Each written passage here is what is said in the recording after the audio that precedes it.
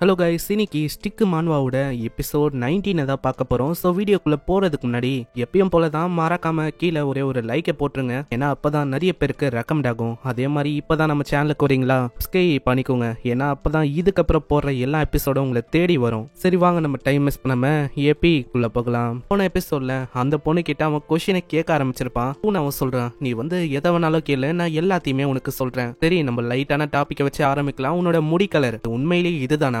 கேம்ல நான் உன்னை பார்க்கும் போது அது லைட் பிங்க் கலர்ல இருந்தது. ஆனா இப்ப பார்த்தா இது ரொம்ப டிஃபரெண்டா இருக்கு.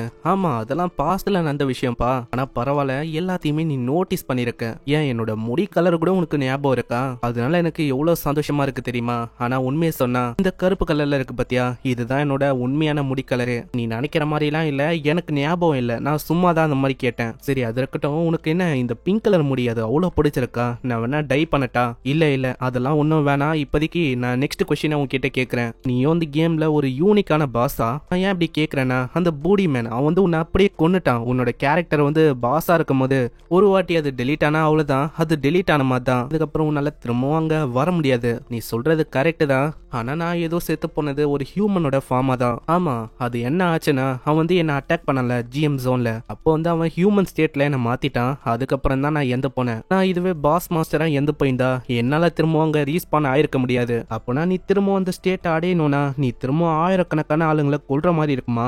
அப்படியா நீ யோசிக்கிற? அதாவது ஆயிரக்கணக்கான ஆளுங்களை கொன்னக்கப்புறம் தான் நான் ஒரு காடஸ் ஆஃப் லைஃபா மாறி இருக்குன்னு யோசிக்கிறியா? நான் உண்மையை சொன்னா அப்படி இல்ல. நான் அது ஒரு கிரைட்டீரியா தான். அதுக்கு முன்னாடியும் நிறையவே லெவல்ஸ் இருக்கு. அதெல்லாம் முடிக்கிறது ரொம்ப கஷ்டமான விஷயம். அதெல்லாம் முடிச்சுதான் நான் இந்த காடஸ் மோடுக்கு வந்தேன். என்னால ஒரு ஹியூமன் மோடுக்கும் காடஸ் மோடுக்கும் மாற முடியும். ஆனா ஏதோ ஒண்ணு, இதெல்லாம் கேட்கும் போது உனக்கு ரொம்ப கியூரியஸா இருக்கு போல என்னை பத்தி தெரிஞ்சுக்கணும்னு. சரி, நான் ரொம்ப சந்தோஷப்படுறேன். ஏன்னா எனக்கு நீ எல்லாத்துக்கும் பதில சொல்ற. ஆனா இன்னமும் நான் ஃபர்ஸ்ட் கேட்ட பதிலுக்கு நீ ஆன்சரை சொல்லல. நீ யாருதான்? நீ எங்கல இருந்து வந்த? திடீர்னு எப்படி உன்னால இங்க வர முடியுது?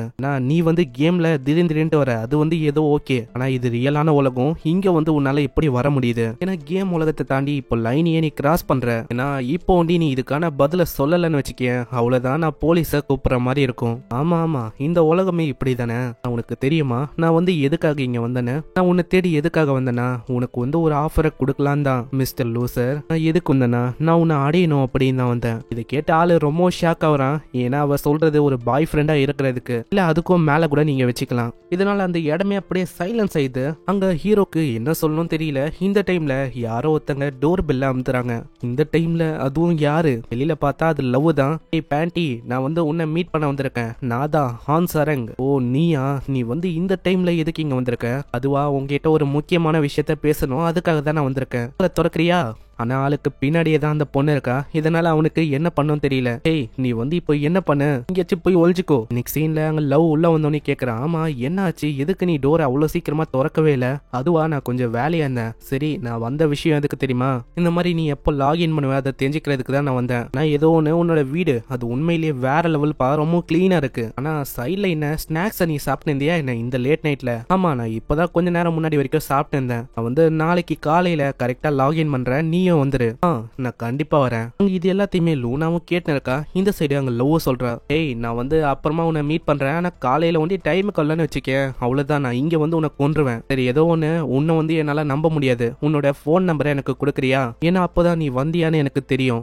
சரி இதான் என்னோட நம்பரு. இதனால பிரச்சனை வராதா? என் கிட்ட ஒரு செலிபிரிட்டியோட நம்பர் இருக்கு. ஏய், நீ என்ன பேசின இருக்க? நான் ஒன்னும் அவ்வளவு பெரிய ஆள்லாம் இல்ல. இந்த ஏதோ ஒண்ணு இதை சேவ் பண்ணிக்கோ. அதே மாதிரி இன்னொரு விஷயம், நான் கால் பண்ணும் போதோ மெசேஜ் பண்ணும் போதோ ரிப்ளை பண்ணலன்னு வச்சுக்கியா, அவ்வளவுதான், உன்னை அங்கேயே கொல்லுவேன். ஆமா, இவளுக்கு என்னதான் வேணும்? ஒரு மாதிரி நல்லா பேசுறா, ஒரு மாதிரி ரொம்ப கொடூரமா பேசுறா. இந்த சைடு லவ்வுக்கு ஒரு சைடு ரொம்ப சந்தோஷமா இருக்கு. ஏன்னா ஃபர்ஸ்ட் டைம் நம்ம ஹீரோட நம்பர் இவளுக்கு கிடைச்சிருக்கு. அதனால அவ ரொம்ப சந்தோஷமா போறா. நான் சீக்கிரமா போய் அவனுக்கு மெசேஜ் பண்ணணும்னு நினைக்கிறேன். அவ்வளவுதான், இதுக்கப்புறம் என்னால மெசேஜ் பண்ண முடியும், கால் பண்ண முடியும், ஏகப்பட்ட விஷயத்த பண்ண முடியும். இந்த சைடு ஹீரோவோட நிலைமையை காட்டுறாங்க. அங்க அவன் ரொம்ப சோகமா பத்துன்னு இருக்கான். அவ கத்துன கத்துல இங்க ஆளோட நிலைமையே ஒரு மாதிரி ஆயிடுச்சு. ஆமா என்ன விஷயம், அவ வந்தோடனே எதுக்கு என்ன ஒளிய சொன்ன? நம்ம ஒன்னும் தப்பான விஷயத்தெல்லாம் பண்ணல. அதாவது நீயும் நானும் இந்த வீட்டுக்குள்ள தனியா, உனக்கே தெரியும் இப்ப அவ உன்னை பார்த்திருந்தா எவ்வளவு பெரிய பிரச்சனை ஆயிருக்கும்னு. அதே மாதிரி இப்போ நான் வந்து ரொம்ப டயர்டா இருக்கேன், அதனால தயவு செஞ்சு உன்னோட வீட்டுக்கு போறியா? இதே மாதிரி டயர்டாகி ஒரு மாதிரி மயங்கி போயிடுவேன் விட்டா. ஆனா ஏதோ ஒண்ணு எனக்கு வந்து இங்கேயே தூங்கணும்னு ரொம்ப ஆசையா இருக்கு. இல்ல நான் வந்து சும்மா விளையாட்டுக்கு சொன்னேன், நீ வந்து அதுக்குன்னு ரொம்ப கோவமாவாத. ஏன்னா நான் கேட்ட கொஸ்டினுக்கு நீ இன்னமும் பதிலையே சொல்லல. நீ வந்து என்ன கேக்குறன்னு உனக்கு புரியுதா? நான் வந்து உன்னோட பாய் ஃப்ரெண்டுக்கும் மேல இருக்கணும்னு நீ சொல்ற. அப்படி நீ கேட்டா இது வந்து என்ன ஆஃபரா இருக்கு? நீ வேற அடிக்கடி பைத்தியக்காரத்தனமா ஏதோ பேசுற. அதனால எனக்கு இன்னமும் கடுப்பாகுது. அதே மாதிரி நான் எவ்வளவு பேசின்னு இருக்கும் போதும் நீ வந்து அப்படியே சிரிக்கிற. ஏதோ ஒண்ணு உனக்கு வந்து நான் கேட்ட விஷயம் புரியலன்னு நினைக்கிறேன். சரி ஏதோ ஒண்ணு, கேம்ல நானும் உன்னோட பார்ட்டியில ஜாயின் பண்ணிக்கிறேன். நெக்ஸ்ட் சீன்ல ஹபேக்க காட்டுறாங்க. ஹபேக் அவனோட மாஸ்டருக்கு கிரீட் பண்றான். முன்னாடியே அந்த மாஸ்டரும் கேக்குறாரு, ஆமா உன்னோட கைக்கு என்ன ஆச்சு? அதுவா, என்ன மன்னிச்சிருங்க, அதாவது என்னோட எபிலிட்டி அந்த அளவுக்கு பவரா இல்ல, அதனால நான் அந்த சண்டையில என்னோட கையை இழக்கிற மாதிரி ஆயிடுச்சு. ஓ அப்படியா, நீ வந்து கவலைப்படாத, நான் அப்படி ஹீல் பண்ணி வர்றேன். அப்படி ஹீல் பண்ண அந்த கை வந்து அப்படி ஹீல் ஆயிடுது. வழியே என்னோட கையை என்னால திரும்ப உணர முடியுது. அதே மாதிரி என்னோட கையில ஒரு தழும்போ உருவாயிருக்கு. எதனால தோத்து போனேன்? என்னோட எபிலிட்டி அது அவன் முன்னாடி அந்த அளவுக்கு ஸ்ட்ராங்கா இல்ல. யார் அது? இதுக்கு முன்னாடி சொன்ன அதே ஹீரோவா என்ன? இல்ல மாஸ்டர், அவன் ஒன்னும் இப்படி பண்ணல. சொன்னா அவன் தான் என்னோட லைஃபையே காப்பாத்தினான். கண்டிப்பா நீங்க மீட் பண்ணா உங்களுக்கும் அவனை கண்டிப்பா பிடிக்கும்.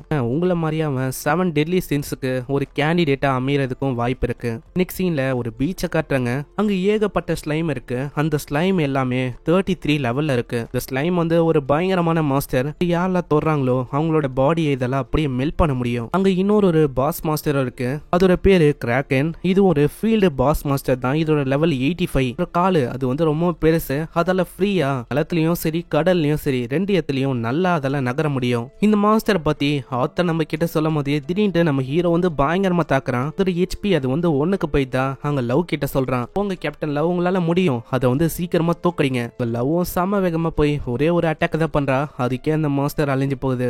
என்ன ஒண்ணு, இதனால அவளுக்கு எந்த விதமான எக்ஸ்பீரியன்ஸ் பாயிண்டோ கெயினே ஆகல. ஆமா எதனால எனக்கு கெயினே ஆகல?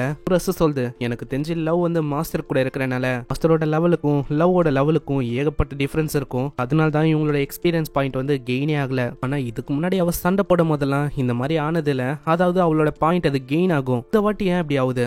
தெரிஞ்சு நீ வந்து எனக்கு ஒரு நக்கல்ஸ் கொடுத்தல, லெஜெண்டரியான நக்கல்ஸ், இதனால அப்படி ஆகுதோ? ஆமா இது இருக்கும் போது நான் இல்லாமலே உன்னால நல்லா இருக்க முடியும். இப்போ மாஸ்டர் கூட நீ தனியா சண்டை கூட போட முடியும்ல, அது நீ இல்லாமையா?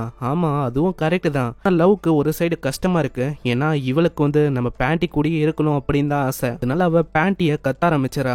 உனக்கு என்ன பைத்தியமா? நீ வந்து எதுக்கு அப்படி பேசுற? உன் கூட இருந்தாலும் என்னால லெவலப் பண்ண முடியும், அதுவும் நல்லா தான் இருக்கு. அதனால லூஸ் மாதிரி இப்படி எல்லாம் பேசாத. இது எல்லாத்தையுமே மேல இருந்து அந்த லூனா அவளும் பாத்துன்னு இருக்கா. சீன் அப்படியே பாஸ்டுக்கு போது அவ கேட்டிருப்பால, நீ வந்து என்ன உன்னோட பார்ட்டிக்கு ஜாயின் பண்ண வைக்கிறியான்னு. அங்க எந்த விதமான பதிலையும் அவன் சொல்ல. இதுக்கு பதிலா அங்க லூனா அவன் சொல்றா, ஒண்டி என்ன பார்ட்டியில ஜாயின் பண்ண வச்சுன்னு வச்சுக்கேன், என்ன கேட்டாலும் நான் அதுக்கான பதில கொடுக்கறதுக்கு தயாரா இருக்கேன். இல்ல நீ என்ன வேணாலும் சொல்லு, என்னால அப்படி பண்ண முடியாது.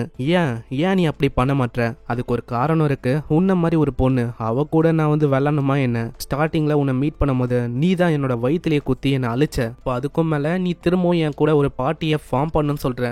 ஏன் இப்ப பண்ண முடியாதுன்னா, கரண்டா நான் லவ் கூட ஒரு பார்ட்டியில இருக்கேன். இப்போ நான் ஒண்டி உன் கூட ஒரு பார்ட்டியா இருக்கிறதுக்கு அக்செப்ட் பண்ணிக்கிட்டேன்னு வச்சுக்கேன், என்ன அவ வந்து பயங்கரமா வச்சு செஞ்சு விட்டுருவா. இன்னும் அப்படியே பிரசன்ட்டுக்கு வந்து அங்க லவ் தரன்னு இழுத்துன்னு போறா. ஏய் பேண்டி பையலே பா, நம்ம ஹண்ட்டுக்கு போகலாம். நெக்ஸ்டா நம்ம எங்க போகலாம்? எனக்கு இவங்க 2 பேரை பார்க்கும்போது ஒரு மாதிரி ரொம்ப ஜெலஸா இருக்கு. இந்த பொண்ணு இவ தான் என்னோட பிளான் எல்லாத்தையுமே அப்படியே கெடுக்கிறா. இப்போதைக்கு என்னால எதுவுமே பண்ண முடியாது. அவங்க 2 பேரையும் அப்படியே போக விடுறது ஒரு நல்ல விஷயமா இருக்கும். ஏன்னா எப்படி பார்த்தாலும் நீ வந்து அந்த பொண்ணை கொல்லதான் போற. அதுக்கப்புறம் நீ வந்து என்னோட பாய் ஃப்ரெண்டா மாறுவ. அதுவும் எதுக்கு? இந்த குரோனோ லைஃபோட எண்டிங்காக. பார்க்கலாம் இதுக்கப்புறம் என்ன ஆகுதுன்னு. எதுக்காக இந்த பொண்ணு இப்படி சொல்லணும்? எதுக்கு நம்ம ஹீரோ லவ் கொல்லணும்? இந்த பொண்ணு எதுக்கு நம்ம ஹீரோவை தேடி வந்தா? இது எதுவுமே நம்மளுக்கு தெரியல. அது எல்லாமே போக போக தான் நம்மளுக்கு தெரியும். பொறுமையா வாட்ச் பண்ணுங்க. இதுக்கு மேலதான் வேற லெவல்ல போக போகுது. மறக்காம கீழே ஒரே லைக் போட்டுருங்க. ஏன்னா நீங்க லைக் போட்டா ஒண்டிதான் என்னாலையும் டக்குன்னு ஒரு 2-3 வீடியோஸ் அப்லோட் பண்ண முடியும். லைக் ஒண்டி போட்டுருங்க. நான் உங்களை நெக்ஸ்ட் எபிசோட்ல சந்திக்கிறேன். தேங்க்யூ ஃபார் வாட்சிங். sayonara.